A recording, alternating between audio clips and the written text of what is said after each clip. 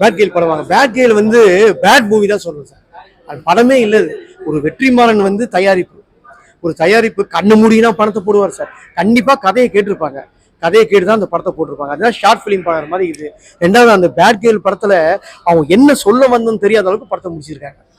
30 வயசாகியும் வந்து எதுக்கு முடிச்சாங்கன்னு தெரியாத அளவுக்கு படம். பேட் கேர்ள் டைட்டிலுக்கு ஏற்ற மாதிரியே படமும் பேடா இருக்குது. எனக்கு ஒர்க் அவுட் ஆகல கம்ப்ளீட்டா. இது வந்து மேபி 2K கிட்ஸ்க்கோ இல்லை ஃபேக் ஃபெமினிஸ்டாக இருக்கிறவங்களுக்கு மேபி இந்த படம் பிடிக்கும். ஃபர்ஸ்ட் ஆஃப் ஆல் படமே வந்து ஒரு நான் லீனியர் தான். இந்த விஷயம் இப்படியே முடியணும் அப்படின்ற மாதிரி இல்லை. ஸ்டார்ட் ஆகும், அதுக்கப்புறம் டக்குன்னு ஒரு இடத்துல கட் ஆகும், மறுபடியும் வேற ஒரு இடத்துல ஸ்டார்ட் ஆகும். இந்த மெயின் பிளாட்டா என்ன சொல்லியிருக்காங்கன்னா, பெண்கள் வந்து சஃபர் ஆகுது. ஒரு பிராமின் கம்யூனிட்டியில் இருக்கிற பொண்ணு அவள் ஃபேமிலிக்குள்ள எவ்வளோ வந்து அவளை வந்து சஃபோகேட் பண்ணுறாங்க, எவ்வளோ வந்து கன்ஜஸ்டடாக வச்சிருக்காங்க. அவள் அதெல்லாம் உடச்சு வெளியில் வரணும்னு நினைக்கிறான். இதுதான் பாயிண்ட்டு. ஸோ அவள் அதை எப்படி யூஸ் பண்ணிக்கிறா, அந்த அட்வான்டேஜ் ஃப்ரீடம் எப்படி யூஸ் பண்ணிக்கிறா அப்படின்ற மாதிரி தான் காட்டியிருக்கணும். பட் அப்படி காட்டாம அந்த பொண்ணு தனக்கு விரும்புறதெல்லாம் செய்யற மாதிரி காட்டுற விதத்துல வந்து ஒரு ரிலேஷன்ஷிப்புக்குள்ள இருக்கிறது தான் அவளோட பேசிக் தாட். அதுக்கான ஃப்ரீடம் தான் அவளுக்கு வேணுன்ற மாதிரி ஃபர்ஸ்ட் ஆஃப் ஃபுல்லாக காட்டியிருப்பாங்க. அதான் என்ன சொல்றதுன்னா, பழைய காலத்து படம் நம்ம அவள் அப்படித்தான ஒரு படம் வந்தது. ரஜினி, கமலஹாசன், ஸ்ரீபிரியா பண்ணியிருப்பாங்க. அவங்க வந்து ஸ்ரீபிரியாவை கேட்ட நம்ம என்னன்னே புரிஞ்சிக்க முடியாது. ஏன்னா வந்து அந்த டைம்ல உணர்ச்சி கமலஹாசன் அப்பப்போ சொல்லுவார், அவளுக்கு தேவை ஒரு ஆம்புலன்ட்டு.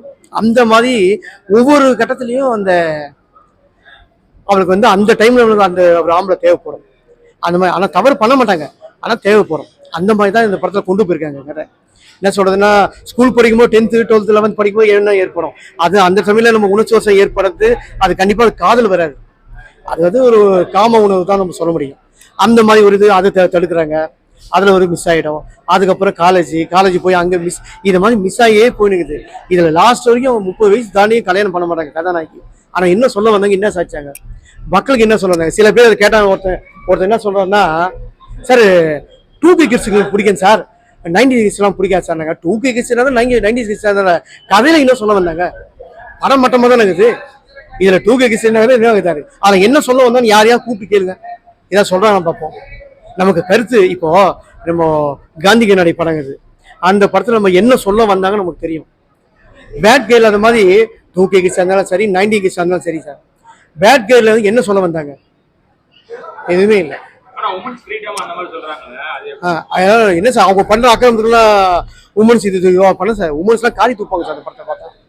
என்ன சார் அநியாயமாகுது, ஸ்கூல்ல பண்ற அநியாயம் காட்டியிருக்காங்க படத்துல. அப்படின்னா வந்து பல பேர் ஆம்பளை கூட ஒரு பொண்ணு போனா அதை நியாயப்படுத்த முடியுமா, அதை வந்து உமன்ஸ் இது பண்ண முடியுமா, அதை போய் நம்ம உட்காந்து பார்க்கணுமா சார்?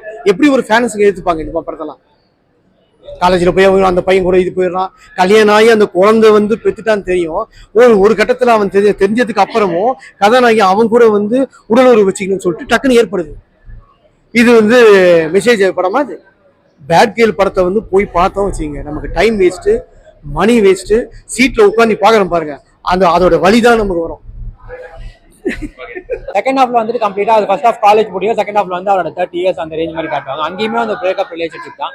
அந்த ரிலேஷன்ஷிப் விட்டு வெளியில வராம வேலை சஃபர் ஆன மாதிரி தான் காட்டியிருப்பாங்க. ஓவராலா ஒரு பொண்ணு எப்படி இருக்கணும்னு காட்டியிருக்கல, ஒரு பொண்ணு எப்படி இருக்கக்கூடாதுன்னு காட்டல.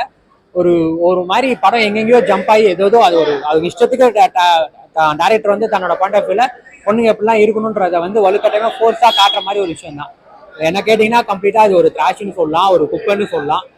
சுத்தமா எதுவுமே ஒரு பாயிண்டே இல்லை. ஒரு எவ்வளோ படங்கள்லாம் இதுக்கு மாதிரி வந்திருக்கு, பேசியிருக்கு பெண்களோட ஃப்ரீடம் பத்திலாம், அவங்க எவ்வளவு தொட்டு முட்டுக்கட்டை போட்டு வச்சிருக்காங்க, நிறைய பேசியிருக்கு. பட் இந்த படம் வந்துட்டு டீசர்லயுமே சரி, இப்ப படம் பார்த்ததுக்கு அப்புறமும் சரி, என்ன ஒரு விஷயம்னா, இது வரைக்கும் பேசுற படங்கள் எல்லாருமே பைத்தியக்காரங்க, இதுதான் வந்து பெண்களுக்கு ரொம்ப தேவை, கல்யாணம் ஆயினா எக்ஸ்லவரா இருந்தாலும் பரவாயில்ல, கூட அவங்க கூட அஃபேர்ல இருக்கலாம், தப்பு இல்லை, கல்யாணத்துக்கு முன்னாடி வந்து என்ன மாதிரி வரனாலும் எவ்வளவு பேர் கூட இருக்கலாம், அதெல்லாம் தப்பு இல்லைன்ற மாதிரி இப்போ உள்ள ஜென்ரேஷனுக்கு ஒரு மட்டமான கருத்தை திணிக்கிறாங்க மாதிரி இருக்கு. அதே மாதிரி தனக்கு இஷ்டப்பட்ட மாதிரி இருக்க விடலைன்னா நம்ம வந்து பிளாக்மெயில் பண்ணலாம், பேரண்ட்ஸை சூசைட் பண்ணிக்கலாம், இல்லை சூசைட் பண்ணிடுவேன் மிரட்டலாம், அது தப்பு இல்லை, நான் ஃப்ரீடம்காக என்ன வேணாலும் பண்ணலாம் அப்படின்ற மாதிரி ஒரு கேவலமான ஒரு பாயிண்ட் ஆஃப் வியூல காட்டிருக்காங்க. ஒரு படம் வந்துட்டு ஒரு பேசிக்கா ஒரு பொண்ணு, அதை நான் சொன்ன மாதிரி இப்படி இருக்கணும் இல்லை இப்படி இருக்கக்கூடாது, ஏதாவது ஒன்று காட்டணும், அப்படி எதுவுமே காட்டாம இஷ்டத்துக்கு ஒரு கிளைமேக்ஸ் இன்னும் மகா மட்டும் தேவையில்லாத ஒரு இதில் முடிச்ச மாதிரி இருந்தது. என்னை பொறுத்த வரைக்கும் ஓடிடியில் கூட அவாய்ட் பண்ண வேண்டிய கண்டென்ட்.